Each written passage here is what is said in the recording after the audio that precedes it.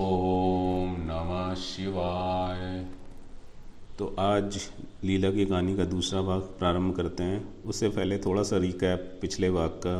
पिछले भाग में हमने जाना कैसे लीला ने सरस्वती जी की कृपा से जो ब्राह्मण के घर में उसके दूसरे जन्म का जो ब्रह्मांड था उसका दर्शन किया। फिर उस ब्रह्मांड के अंदर भी जो तीसरे जन्म का ब्रह्मांड था उसका वर्णन किया। तो इस तरह से इसमें ब्रह्मांड के अंदर ब्रह्मांड पैरेलल यूनिवर्स की जो है ना थ्योरी, जो आजकल साइंटिस्ट लोग समझने की कोशिश कर रहे हैं, उसको बहुत ही अच्छा वर्णन किया गया है। चलिए आगे चलते हैं, जिसमें सरस्वती और लीला ज्ञान दे के द्वारा आकाश में गमन और उसका वर्णन किया गया है। श्री वशिष्ठ जी कहते हैं, हे रघुनंदन, वे दोनों श्रेष्ठ देवियां सरस्वती और लीला उस आधी रात के समय, जबकि समस्त परिजन सो गए थे, पूर्वोक्त रूप से बातचीत करके अंतापुर के मंडप में जो मुरझाए नहीं थे ऐसे फूलों की माला रूपी वस्त्र से ढके हुए राजा के सौ के पास ही एक आसन पर बैठ गईं। वे समाधि में स्थित हो ऐसी निश्चल हो गई मानो रत्न के बने हुए खंभे में खुदी हुई दो मूर्तियां हों अथवा दीवार में अंकित किए गए दो सुंदर चित्रों हों। निर्विकल्प समाधि लग जाने से वे ब्रह्मज्ञानी से शून्य हो गईं।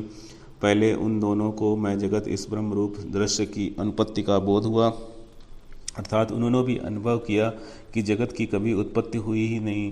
जब ऐसा अनुभव हुआ तब उन्हें इस दृश्य प्रपंच के अत्यंतता भाव का निश्चयात्मक ज्ञान हो गया। फिर तो उन दोनों की दृष्टि में यह दृश्य रूपी पिशाच पूर्णतया ओझल हो गया, किसी आड़ में छिप गया। ऐसी बात नहीं है, उसकी सत्ता है ही नहीं, इसलिए वह सर्वथा अदृश्य हो गया।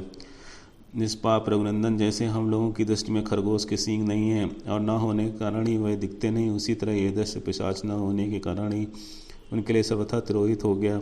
जो वस्तु पहले से ही नहीं है वह वर्तमान में भी अस्तित्व शून्य ही है। इस जगत की यही स्थिति है। प्रतीत हो तो मृग तृष्णा में जल की प्रतीत के समान असत है, और यदि प्रतीत न हो तो खरगोश के सींग की भांति असत है। तात्पर्य है किसी भी दशा में इसकी सत्ता नहीं है। ज्ञान की देवी सरस्वती अपने उसी ज्ञानमय शरीर से विचरण करने लगी, परंतु मानवीय रानी लीना ने मानव देह के अभिमान का त्याग करके ध्यान और ज्ञान के अनुरूप दिव्य शरीर का आश्रय ले उसी के द्वारा तीव्र गति से आकाश में विचरना आरंभ किया। उन दोनों ने उद्बुद्ध हुए पूर्व संकल्प जनित संस्कार ज्ञान से ग्रहाकाश में ही एक बित्ता ऊंचे उठकर आकाश गमन में समर्थ चिन्मय आकृतियां धारण कर लीं।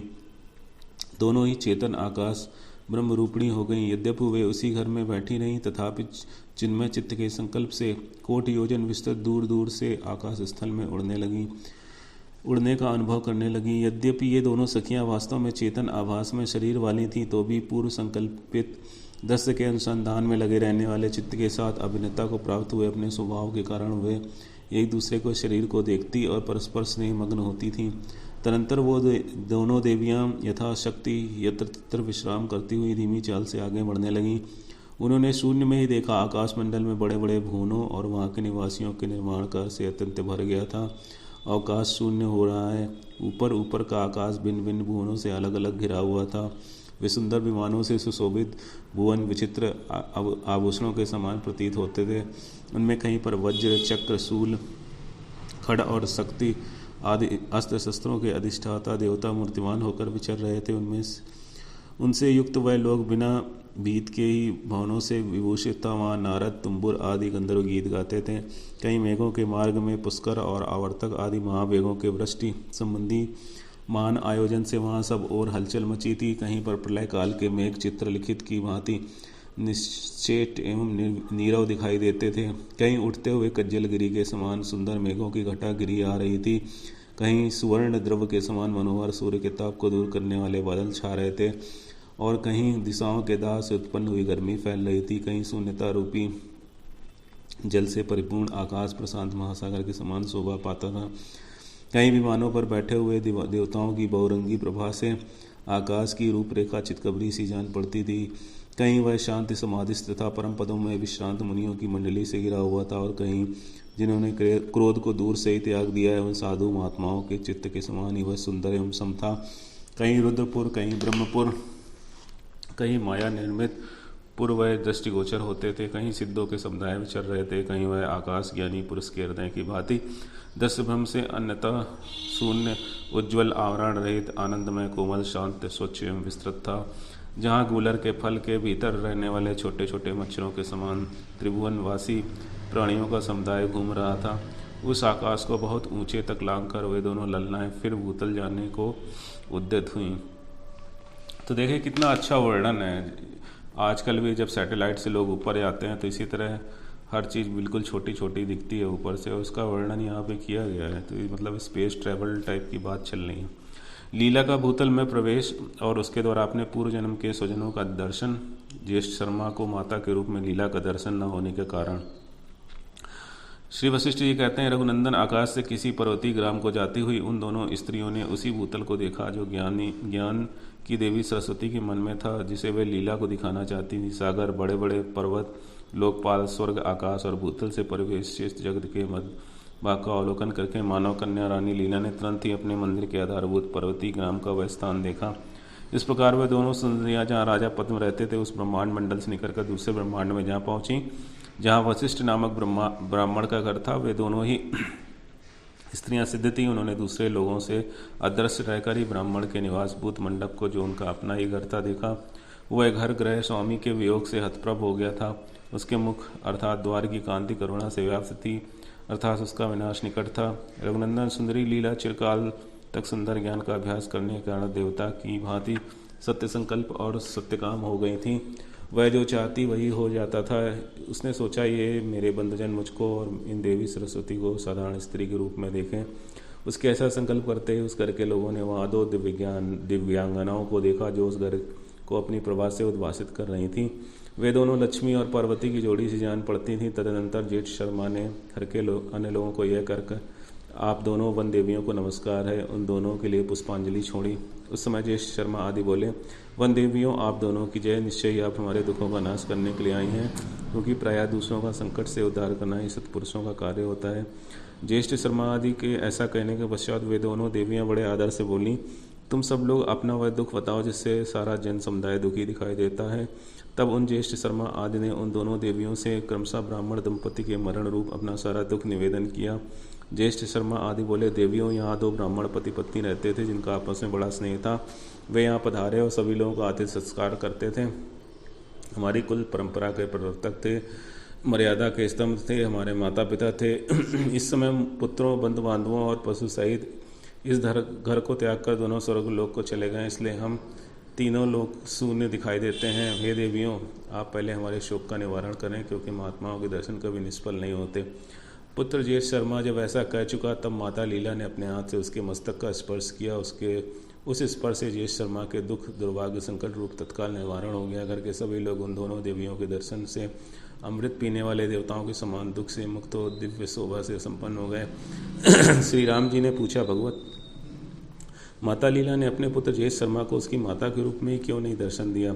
आप मेरे संदेह का निराकरण कीजिए। श्री वशिष्ठ जी ने कहा, रघुनंदन, मनुष्य जैसी भावना करता है उसके अनुसार ही इन पदार्थों का अभ्यास जनित स्वरूप दिखाई देता है। किसी भी पदार्थ का वास्तव में कोई एक रूप नहीं है। लीला ने तो यह यथार्थ ज्ञान प्राप्त कर लिया था कि पृथ्वी आदि भूतों का अस्तित्व कदापि नहीं है। चेतन आकाश रूप जो ब्रह्म है वही कल्पना द्वारा मिथ्या प्रपंच रूप से प्रकट हो भाषित हो रहा है। उसका ज्येष्ठ शर्मा के प्रति पुत्र संबंधी स्नेह नहीं रह गया था, इसलिए उसे अपनी माता के रूप में लीला का दर्शन नहीं हुआ। सर्वत्र सभी रूपों में केवल एक चेतनाकाश रूप परम ब्रह्म परमात्मा ही विराजमान है। जिसे ऐसा बोध प्राप्त हो गया, उस मुनि के लिए कौन, किस प्रकार, कब, किस निमित्त से पुत्र, मित्र एवं कलत्र हो सकते हैं? दस प्रपंच तो सृष्टि के आदि में ही उत्पन्न नहीं हुआ। जो कुछ प्रतीत हो रहा है वह अजन्मा ब्रह्म ही है। ऐसे यथार्थ ज्ञान वाले लोगों को राग द्वेष से युक्त दृष्टि कैसे प्राप्त हो सकती है? अगला चैप्टर, लीला की सत्य संकल्पता। उसे अपने अनेक जन्मों की स्मृति, लीला और सरस्वती का आकाश में भ्रमण तथा परम व्योम परमात्मा की अनादि अनंत सत्ता का परिपादन। श्री वशिष्ठ जी कहते हैं, रघुनंदन, उस पर्वत के तत्प्रांत में बसे हुए ग्राम के भीतर उस ब्राह्मण के गृह रूपी आकाश में ही खड़ी हुई वो दोनों स्त्रियां सहसा अदृश्य हो गईं। उस घर के लोगों ने समझा वे दोनों वन देवियां ने हम पर भारी कृपा की है, उनका दुख मिट गया, वो अपने काम धंधों में लग गए। तत्पश्चात उस मंडपाघास से दूसरों की दृष्टि द्रोहित हुई लीला वह मुस्कुराती हुई चुपचाप खड़ी थी। श्री सरस्वती जी बोली, बेटी, तुमने ज्ञातव्य वस्तु को पूर्ण रूप से जान लिया है, द्रष्टव्य पदार्थों को देख लिया है। इस प्रकार की ब्रह्म सत्ता है, बताओ अब कहाँ चलते हैं, क्या पूछती हो? लीला ने कहा, देवी, मेरे मृत पति का जीव जहाँ पर राज्य करता है वहाँ पर उन लोगों ने क्यों नहीं देखा, और मेरे पुत्र ने यहाँ कैसे देख लिया? श्री सरस्वती जी ने कहा, सुंदरी, मैं लीला हूँ, ऐसा जो तुम्हारा दृढ़ संस्कार था वह पहले नष्ट नहीं हुआ था, क्योंकि उस संस्कार को मिटाने के लिए तुमने वैसा अभ्यास नहीं किया। जब तक वह संस्कार बना था तब तक तुम्हारी सत्य संकल्पता प्रकट नहीं हुई थी। अब वह संस्कार मिट जाने से तुम्हारी सत्य संकल्प हो गई हो, इसलिए जब तुमने अभिलाषा की मेरा पुत्र मुझे देखे तब वह मनोरथ तत्काल सफल हुआ। इस समय यदि तुम अपने पति के समीप जाओ तो उसका साथ भी तुम्हारा व्यवहार पहले की भांति होने लगेगा। लीला बोली, देवी इस मंडप के आकाश में मेरे पतिदेव ब्राह्मण उत्पन्न हुए हैं और इसी में मृत्यु को प्राप्त होकर राजा हो गए। अन्य भूमंडल रूप उनका वह संसार भी यही है। इसमें जो उनकी राजधानी का नगर है उसमें मैं राजमहेश के रूप में स्थित हूँ। यही उस अंतःपुर में मेरे पति राजा पद्म की मृत्यु हुई है और इसी अंतःपुर में वह नगर है जिसमें वह पुनः राजा हुए। ब्रह्मा जी के से उत्पन्न होने के पश्चात आज तक विभिन्न योनियों में जो मेरे बहुत से जन्म हो चुके हैं, उनमें से 800 जन्मों तक तो मैं इस समय पुनः देख सी रही हूँ। उनकी सारी बातों का स्पष्ट रूप से स्मरण कर रही हूँ। देवी, पहले किसी दूसरे संसार मंडल में मैं लोकांतर रूपी कमल की भ्रमरी विद्याधरराज की धर्मपत्नी हुई थी। उन दिनों मेरा हृदय दुर्वासनाओं से दूषित था, इसलिए उसके बाद मैं मनुष्य योनि की प्राप्त हुई। तदनंतर दूसरे संसार मंडल में नागराज की भार्या हुई। इसके बाद कदम, मुकुंद, जंबीर और करंजियों के वन में निवास करने वाली तथा वृक्षों के पत्तों को ही वस्त्र में धारण करने वाली काली कलोटी भीलनी हुई। तदनंतर पुरुषत्व फल देने वाले कर्मों के परिणाम में से मैं 100 वर्षों तक सौराष्ट्र देश में श्री संपन्न राजा होकर रही। फिर राजा शरीर से बने हुए दुष्कर्म दोष के कारण ताड़ वृक्ष के नीचे किसी नदी के कछार में 9 वर्षों तक नेवली की यौन में रही। उस समय मेरे सारे अंग कुष्ठ रोग से नष्ट प्राय हो गए थे। देवी, उसके बाद मैं सौराष्ट्र देश में 8 वर्षों तक गौ का शरीर धारण करके रही। उस योनि में दुर्जन, दुष्ट, अज्ञ और बालक ग्वालों के मारने पीटने आदि क्रीड़ा का साधन बनी रही। फिर क्रमशः पक्षिणी, भ्रमरी, मनोहर नेत्र वाली, हरिणी, मछली, पुलंदी जाति का स्त्री, सारसी और राजहंसी हुई। इस प्रकार नाना प्रकार के शत शत दुखों से संकुल अनेकानेक योनियों में मैंने भ्रमण किया है। तराजू के प्रलय की भांति कभी ऊंचे उठने और कभी नीचे गिरने से मेरे सारे अंग व्याकुल होते रहे हैं। मैं संसार रूपी विशाल सरिता की चंचल तरंग बनकर उठती और विलीन होती रही हूँ। जैसे वात प्रेमी जात की हरिणी की गति को रोकना कठिन है, उसी प्रकार मैं दुर्निर्वाय आवागमन की परंपरा में पढ़कर क्रमशः विभिन्न योनियों में भटकती आई हूँ। इस प्रकार परस्पर वार्तालाप करती हुई दोनों सुंदरी ललनाएं मनोहारिणी गति से उस घर के बाहर निकली। उसमें गांव के लोग उन्हें देख नहीं पाते थे, परंतु दोनों अपने सामने के पर्वत को अच्छी तरह देख रही थी। लीला बोली, देवी, इस दशा को देखकर मैं आपकी कृपा से अपने पूर्व जन्म की उन सभी विविध चेष्टाओं का स्मरण करती हूँ जो यहाँ घटित हुई हैं। मैं यहीं बूढ़ी ब्राह्मणी के रूप में रहती थी। मेरे सारे अंग उभरी हुई नस नाड़ियों में व्याप्त दिखते थे। मैं बहुत दुबली पतली थी। मेरा शरीर गौर और बाल सफ़ेद थे। मेरी हथेली सूखे कुशों के अग्रभागों से छिन्न भिन्न होती रहने के कारण रूखी हो गई थी। मैं अपने पतिदेव की कुल की वृद्धि करने वाली भार्या थी। दूध और मथानी मेरी शोभा बढ़ाते थे। मैं सारे पुत्रों की अकेली माता और अतिथियों का संस्कार करने वाली गृहिणी थी। देवताओं, ब्राह्मणों और संत महात्माओं के प्रति मेरे मन में बड़ी भक्ति थी। मैं भर्जन, पात्र, चरुस्थाली तथा कलश आदि पत्रों में यज्ञ के अन्य उपकरणों को धो पोंछ कर साफ सुथरा रखती थी। जमाई, बेटी, भाई, पिता और माता की सदा सेवा शुश्रूषा करती थी। जब तक मेरा शरीर रहा तब तक घर की सेवा टहल में मेरे दिन रात बीतते थे। ओ, इस काम में बहुत देर हो गई, बड़ा विलम्ब हुआ इत्यादि बातें कहती और निरंतर कार्य में व्यस्त रहती थी। मैं कौन हूँ, यह संसार कैसा है, इस बात की चर्चा या इन प्रश्नों पर विचार कभी भी स्वप्न में मैंने नहीं किया। मेरे पति श्रोती होने के साथ ही तत्व विचार में मूढ़ थे। मेरे ही समान उनकी भी घर में आसक्ति बनी हुई थी। उनकी बुद्धि शुद्ध नहीं थी। समिधा, साग, गोबर और ईंधन के संग्रह में ही मेरी एकमात्र निष्ठा थी। घर के पास खेतों में जो साग सब्जी की क्यारियाँ थीं, उन्हें सींचने के लिए मैं जल्दी जल्दी जल पात्र लेकर आने के निमित्त नौकरों को पुकारा करती थी। जल की लहरों के किनारे जो हरी हरी घास उगी होती थी, उन्हें स्वयं लाकर मैं अपनी छोटी सी बच्चिया को तृप्त करती थी। प्रतिक्षण घर के दरवाजे लीप कर वहाँ चौक बनाती थी, उसमें भांति भांति के रंग भरकर सजा देती थी। घर के नौकरों को शिक्षा देने के लिए मैं कुछ दीनता के साथ नम्रतापूर्वक समझाती कि लोग तुम्हारी निंदा करेंगे, इसलिए तुम्हें विनय और सदाचार से रहना चाहिए। जैसे समुद्र अपने तटभूमि का उल्लंघन न करके निरंतर मर्यादा में स्थित रहता है, उसी प्रकार मैं भी धर्म मर्यादा नियम से कभी च्युत नहीं होती थी। श्री वशिष्ठ जी कहते हैं, रघुनंदन यूँ कहकर उस पर्वतीय ग्राम के भीतर भ्रमण करने वाली लीला ने अपने साथ विचरती हुई सरस्वती देवी को मंद मुस्कान के साथ वहाँ की एक एक वस्तु को दिखाया। फिर वह इस प्रकार बोली, देवी, इस घर के आकाश में वह मेरे पति का जीव राजा के रूप में रह रहा है। वही अंगुल मात्र ग्रहाकाश के भीतर ही स्थित परमार्थ वस्तु परम ब्रह्म को मैंने भ्रम से करोड़ों योजन विस्तृत पति का राजा समझा था। जगदीश्वरी, हम दोनों चेतन आकाश रूप परमात्मा ही हैं।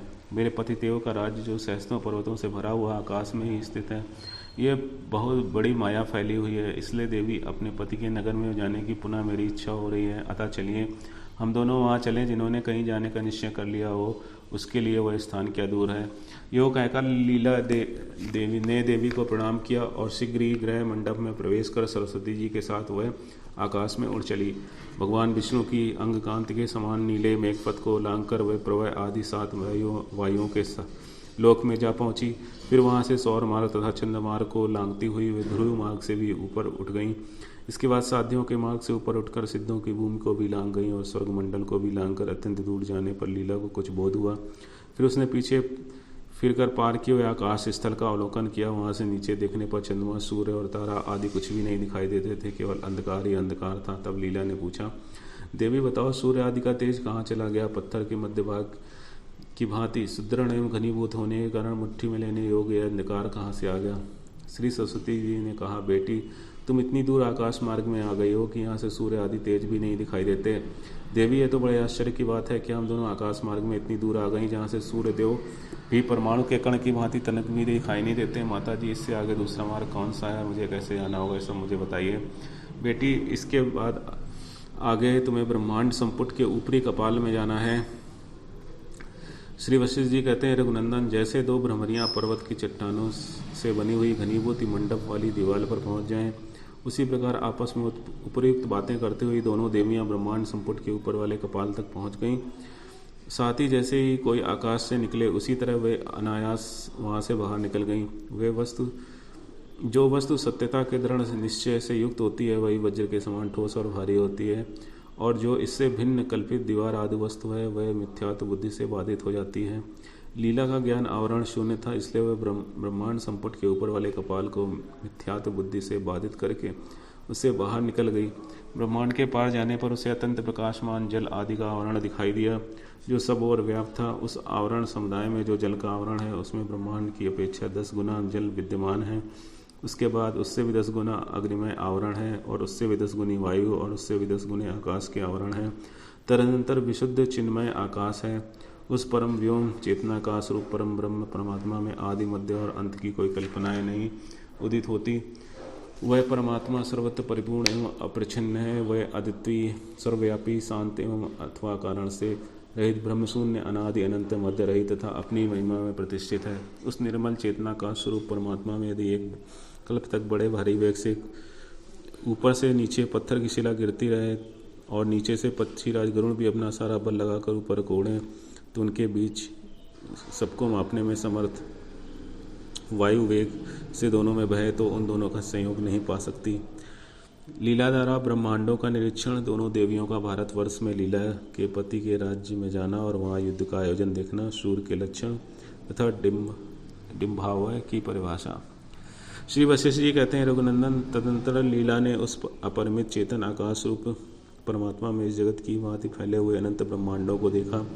जैसे धूप निकलने पर जंगल के छेद से जो किरणें घर में आती हैं उसके अंतर्गत आकाश में असंख्य तृष्णेय दृष्टिगोचर होते हैं, उसी प्रकार लीला ने उन सभी ब्रह्मांडों में सृष्टियों को देखा जो स्वयं प्रकाश अधिष्ठान भूत चैतन्य से भासित थीं। अविद्या रूपी जल से भरे हुए महाकाश रूपी महासागर में महाचैतन्य के स्पूर्ण रूप द्रव्य भाव ने प्रकट हुए असंख्य ब्रह्मांड रूपी बुद्बुदों को लीला ने लक्ष्य किया। जिसकी दृष्टि अज्ञान से दूषित है उसी पुरुष का असीम एवं महान चेतन आकाश रूप परमात्मा में संपूर्ण आवरणों से युक्त ये ब्रह्मांड प्रतीत होते हैं। सारे ही पदार्थ परतंत्र होने के कारण वेग पूर्वक इधर उधर भाग रहे हैं। उनमें परस्पर आकर्षण होने के कारण वे गिरते नहीं। ब्रह्मांड में जो महापृथ्वी रूप भाग है वह उसका अधोभाग है, और उससे भिन्न जो आकाश है वह उसका ऊपरी भाग है। जैसे गोल मिट्टी के ढेले में 10 दिशाओं की ओर सटी हुई चींटियों के जो पैर होते हैं वही उसके लिए अधोभाग है। जिस ओर उनकी पीठ रहती है वह ऊपर का भाग है। इस प्रकार 10 दिशाओं के संलग्न जो पैर हैं वह ही नीचे के भाग कहलाते हैं, और आकाश और जो पीठ या सिर होते हैं वे ऊर्ध्व भाग में स्थित बताया गया। यह बड़े बड़े ब्रह्मांडों का कथन है। किन्हीं किन्हीं ब्रह्मांडों के भीतर की भूमि वृक्षों और वाल्मीकों के समूह से व्याप्त है, उसमें मनुष्य नहीं है। और उन ब्रह्मांडों का निर्मल आकाश देवता, किन्नर तथा दैत्यों से युक्त विभिन्न लोकों से वेष्टित है। जैसे पका हुआ अखरोट का फल छिलके से ढका रहता है, उसी प्रकार कुछ ब्रह्मांड तत्काल कल्पित जरायुज, उद्भिज, अंडज, सेवज 4 प्रकार के प्राणियों तथा ग्राम, नगर और पर्वतों से युक्त होकर उत्पन्न हुए हैं। स्थिति काल में संपूर्ण पदार्थ चेतन पर ब्रह्म परमात्मा में स्थित रहते हैं, सृष्टि काल में उससे उत्पन्न होते हैं और प्रलय काल में उससे लीन हो जाते हैं। अतः संपूर्ण दिशाओं, कालों और वस्तुओं में वही है, उसके अतिरिक्त कोई नहीं है। वही नित्य सर्वमय आत्मा है। उस परम प्रकाश के सागर शुद्ध बोधमय चेतन आकाश स्वरूप परब्रह्म परमात्मा में ब्रह्मांड नामक तरंगें निरंतर उठती और विलीन होती रहती हैं। किन्हीं ब्रह्मांडों में महाप्रलय की प्राप्ति होने पर जैसे सूर्य का ताप लगने से हिमकण गल जाते हैं, उसी प्रकार सूर्य, अग्नि, विद्युत, पर्वत भी गलने लगते हैं। कुछ ब्रह्मांडों के आदि कर्ता ब्रह्मा है, कुछ के अधिष्ठा और पालक विष्णु हैं, कुछ ब्रह्मांडों के प्रजापति दूसरे रुद्र एवं दुर्गा आदि हैं, तथा कुछ ब्रह्मांडों में जो जीव जंतु हैं उनका कोई भी नाथ, रक्षक या नियंत्रण करने वाला नहीं होता। इसी प्रकार कुछ ब्रह्मांडों की सृष्टि और प्रजापति विचित्र ही है। महामते, जगत के वर्णन के विषय में हमारी बुद्धि का जो संपूर्ण वैभव था उसे हम दिखला चुके। उसके बाद जो जगत है वह हमारी बुद्धि का विषय नहीं है, अतः उसका वर्णन करने में हम असमर्थ हैं। अपने पूर्व जन्म के संसार से निकलकर पूर्वोक्त रीतियों से अनंत कोटि ब्रह्मांडों की विचित्रता को देखती हुई उन दोनों स्त्रियों ने किसी ब्रह्मांड में प्रवेश करके वहाँ के अंतापुर को देखा और फिर वहाँ से शीघ्र बाहर निकल आई। उस अंतापुर में पुष्पराज से आच्छादित महाराज पद्म का महान शव रखा था। उस शव के पास ही बैठी हुई लीला का स्थूल शरीर था, जिसका चित्त समाधि अवस्था में आरूढ़ था। शोक के कारण रात्रि बड़ी प्रतीत होने से वहाँ के कुछ लोग प्रगाढ़ निद्रा से युक्त थे। वह अंतापुर धूप, चंदन, कपूर और केसर की सुगंध से भरा था। उसे देखकर लीला को पति के दूसरे संसार में जाने की इच्छा हुई, अर्थात राजा पद्म मृत्यु के पश्चात जहाँ गए थे वहाँ जाने के लिए उत्कंठित हुई। तब वे दोनों देवियाँ विभिन्न लोकों, पर्वतों और आकाश को लांघकर भूतल पर पहुँची, जो पर्वतमालाओं तथा समुद्रों से घिरा हुआ था। तत्पश्चात मेरु पर्वत से अलंकृत जम्बू द्वीप में गईं, जिसका भीतर 9 खंडों में विभक्त था। जम्बू द्वीप के भीतर भारतवर्ष में लीला के पति का राज्य था। वहीं वे दोनों जा पहुंची। इसी समय जो भूमंडल का मंडन था, उस राज्य में किसी राजा ने आक्रमण किया था। अपने सहायभूत सामंतों के कारण उस आक्रमणकारी भूपाल की शक्ति बहुत बड़ी चढ़ी थी। उस राजा के साथ संग्राम छिड़ने पर उसे देखने के लिए आए हुए तीनों लोकों के प्राणियों से वहाँ का आकाश ठकाश भर गया था। उक्त दोनों देवियां निशंक होकर वहां आ गईं। उन्होंने उस आकाश को आकाशचारी प्राणियों के समुदाय से इस तरह आक्रांत देखा मानो वह मेघों की घटा गिराई हो। स्वर्गलोक में स्थान पाए हुए योग्य सूरवीरों को लाने के लिए व्यग्र हुए इंद्र के भट्ट वहाँ आकाश को उद्घासित कर रहे थे। श्री राम जी ने पूछा, भगवान सूर शब्द से किस तरह के योद्धा का प्रतिपादन किया जाता है? कौन स्वर्ग का अलंकार है और कौन बच्चों का युद्ध कहलाता है? रघुनंदन, जो शास्त्रोक्त सदाचार युक्त स्वामी के लिए रणभूमि में युद्ध करता है वह चाहे मरे या विजयी हो, दोनों अवस्थाओं में शूर कहा गया है। वही स्वर्गलोक का भागी होता है। पूर्वोक्त विधि से विपरीत अत्याचारी स्वामी के लिए युद्ध करने से जो रणभूमि में किसी प्राणी के द्वारा अंगों के कट जाने से मृत्यु को प्राप्त होता है वह बच्चों के युद्ध में मारा गया कहलाता है। ऐसा पुरुष नरगामी होता है जिसका आचरण शास्त्र के अनुकूल नहीं है। उसके लिए जो मनुष्य युद्ध करता है, यदि वह संग्राम में मारा जाए तो उसे सदा रहने वाले नरक की प्राप्ति होती है। यथासंभव शास्त्र की आज्ञा और लोकाचार का पालन करने वाला जो व्यक्ति रणभूमि में युद्ध करता है तथा वैसे ही सदाचारी स्वामी का भक्त होता है वह शूर कहलाता है। शुद्ध बुद्धि वाले रघुनंदन, जो गौ, ब्राह्मण तथा मित्र की रक्षा के लिए प्राण त्याग देता है अथवा शरणागत की रक्षा के लिए मारा जाता है वह शूरवीर सज्जनों की दृष्टि में स्वर्गलोक का अलंकार है। राजा के लिए अपना देश ही सदा संरक्षण ही होता है। जो राजा एकमात्र उसी की रक्षा में लगा रहता है उसके लिए जो युद्ध में मारे जाते हैं वही वीर है। उन्हीं को वीर लोक की प्राप्ति होती है। जो प्रजा के प्रति उपद्रव करने में ही लगा रहता है वह राजा हो या ना हो। वैसे स्वामी के लिए जो युद्ध में प्राण देते हैं वह निश्चय ही नरकगामी हैं। जो शास्त्र के प्रतिकूल आचरण करने वाले हैं वे राजा हो या ना हो, उसके लिए युद्ध में युद्धों को काटकर मृत्यु को प्राप्त होते हुए निसंदेह नरक में गिरते हैं। जो सदाचारी पुरुषों के लिए तलवार की धार को सहते हैं वे शूरवीर कहलाते हैं। शेष सभी लोग बच्चों के युद्ध में मारे गए कहलाते हैं। लीला और सरस्वती का आकाश में विमान पर स्थित होकर युद्ध का दृश्य देखना। तो इस चैप्टर को ये हमारा थोड़ा सा आउट ऑफ टॉपिक है, इसलिए युद्ध का वर्णन हम लोग स्किप कर देते हैं, क्योंकि इसमें जो हम लोग मेन हमारा उद्देश्य था वह टाइम ट्रेवल, पैरेलल यूनिवर्स और ब्रह्मांड के बारे में जानना। तो अब आते हैं युद्ध के बाद क्या होता है। युद्ध का उपसंहार। राजा विदुरथ के शयनागार में गवाच रंध्र से लीला और सरस्वती का प्रवेश तथा सूक्ष्म चिन्मय शरीर की सर्वत्र गमन शक्ति का प्रतिपादन। श्री वशिष्ठ जी कहते हैं, श्री राम, कितना कहा जाए, शेषनाग भी अपने 2000 जीवाओं से यदि शीघ्रता से बताना चाहें तो वह भी इस शेष संग्राम पूर्णतः वर्णन नहीं कर सकते। इस प्रकार वहाँ बड़ा घमासान युद्ध हो रहा था, हर तरफ रक्त ही रक्त था। तदनंतर उभय पक्ष के सेनापतियों ने मंत्रियों के साथ विचार करके एक दूसरे के पास दूत भेजे और यह संदेश कहलाया कि अब युद्ध बंद किया जाए। उस युद्ध स्थल में विशेष परिश्रम के कारण सभी के यंत्र शस्त्रास्त्र पराक्रम मंद धीमे पड़ गए थे।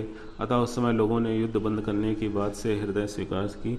तत्पश्चात विशाल रथ के ऊंचे ध्वज के पास ही स्थापित हुए लंबे बांस के खंभे पर दोनों सेनाओं का एक एक योद्धा उसी प्रकार चढ़ा जैसे ध्रुव उच्चतम स्थान को आरूढ़ हुए हो, और वहां से श्वेत वस्त्र ला करके अब युद्ध बंद करो की सूचना दी। उसके बाद जैसे प्रलय के अंत में तत्कालीन एकारणों से जल का प्रवाह चारों दिशाओं में निकलने लगता है, उसी प्रकार उस युद्ध स्थल से दोनों सेनाएं बाहर जाने लगीं।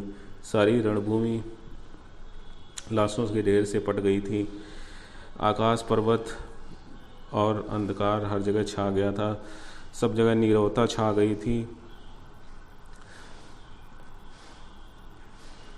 तदनंतर जब सर्वत्र नीरवता छा गई, अंधकार का संचार हो गया, संपूर्ण दिशाओं के लोग आंखें निद्रा से बंद हो गई। उस समय उदार हृदय लीलापति कुछ खिन्नचित्त से होकर चंद्रमा के मध्य भाग के सदृश मनोहर तथा शीतल कमरों वाले सुंदर महल में पूर्ण चंद्रमा के समान आकार वाली और बर्फ के समान शीतल श्वेत शैया पर नेत्र कमलों को बंद करके सो गए और 2 घड़ी में उनको गहरी नींद आ गई।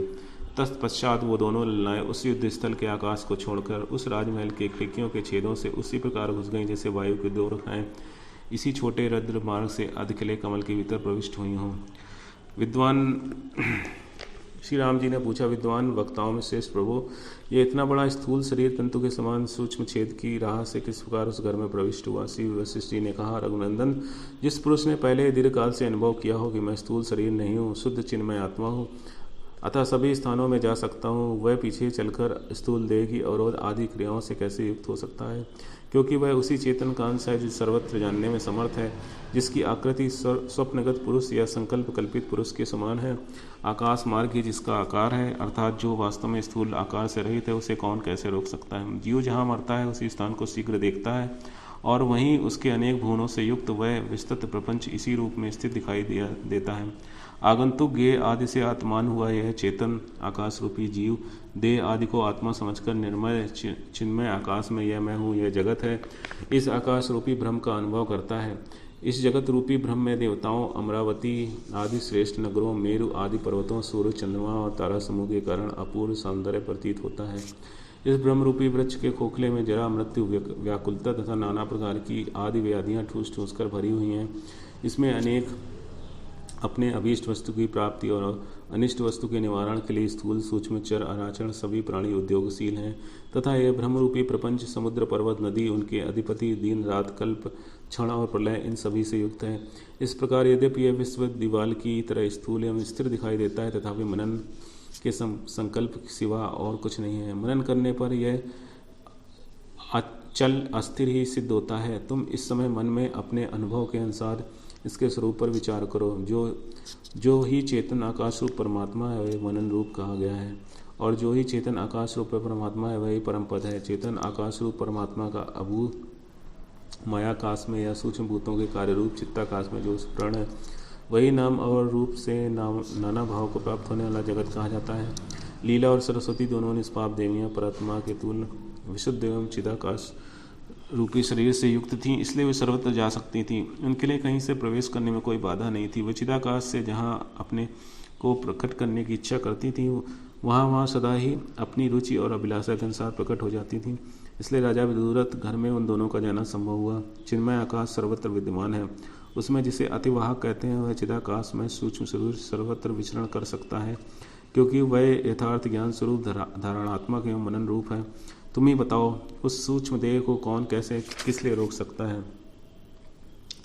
राजा पद्म के भवन में सरस्वती और लीला का प्रवेश, राजा द्वारा उनका पूजन, मंत्री द्वारा राजा का जन्म वृत्तांत वर्णन, राजा विदुरथ और सरस्वती देवी की बातचीत, वशिष्ठ जी द्वारा अज्ञान अवस्था में जगत और सपने की सत्यता का वर्णन, सरस्वती द्वारा विदुरथ को वर प्रदान, नगर पर शत्रु की आक्रमण और नगर की दुर्वस्था का कथन, भयभीत हुई राजमीसी का राजा के शरण में आना, लीला को दूसरे वर रूप राजा पद्म की प्राप्ति। श्री राम। उन दोनों देवियों के प्रवेश करने पर राजा पद्म के भवन का भीतरी भाग उज्ज्वल छटा से सुशोभित हो गया। वहाँ दोनों दो चंद्रमा के समान उदय हो गई। उनमें मंदार पुष्प का स्पर्श करने हुई आई शीतल मंद सुगंध वायु चलने लगी। उन देवियों के प्रभाव से राजा के अतिरिक्त अन्य स्त्री पुरुष निद्रा के वशीभूत हो गए, परंतु चंद्रदेव के समान शीतल उन दोनों के शरीर के प्रभापुंज से आधारित होकर राजा पद्म की निद्रा भंग हो गई, मानो उन पर अमृत छिड़क गया हो। उन्होंने उठते ही दो दिव्य नारियों को देखा जो आसनों में विराजमान थी। उन्होंने देखकर ऐसा लगा जैसे दो चंद्रमंडल उदित हो गए हों। यह देखकर राजा का मन विस्मयावशिष्ट हो गया। फिर वह क्षण भर मन में ही मन विचार करके अपनी शैया से उठ पड़ा, ठीक उसी तरह जिस तरह भगवान विष्णु से शैया से उठते हैं। तत्पश्चात उसने सोते समय अस्त व्यस्त हुए अपने माला हार और अधो वस्त्र को यथास्थान ठीक किया। फिर सिरहाने रखे हुए फूलों की डलिया में से माली की तरह स्वयं ही अत्यंत खिले हुए पुष्पों से अपनी अंजलि भर ली और भूमि पर ही पद्मासन लगाकर वह नम्रतापूर्वक देवियों से कहने लगा, देवियों, आप दोनों जन्म दुखमय जीवन तिदोषों का नाश करने वाली हो, आपकी जय हो। यह कहकर राजा ने उन देवियों के चरणों पर पुष्पांजलि समर्पित की। तदंतर देवी सरस्वती ने लीला से राजा का जन्म वृत्तांत वर्णन करने के लिए